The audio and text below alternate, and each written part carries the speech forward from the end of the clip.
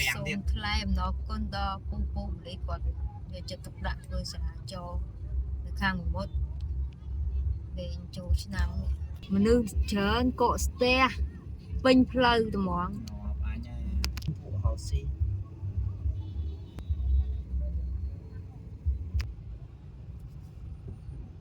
ពូម្លេះនិយាយថាស្រោបគ្នាទៅជែងពូម្លេះបាត់ផ្សៅបាត់ផ្សៅអស់ហើយពូទីទាំង3នាក់នោះទាំងអស់នោះទៅមួយក៏ឡើងទៅចេញដល់ក្រៅមកយូរ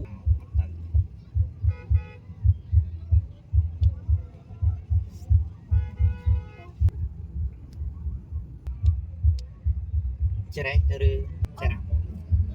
មកនោះសាច់បាត់ហើយ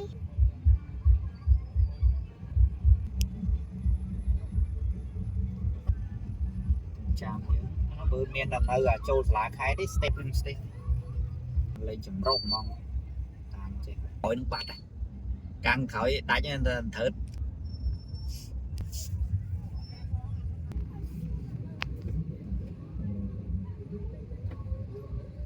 អាធំមករួចអត់មកពីក្រោយឯងមករួចទៅចេះតែរួយអត់ទី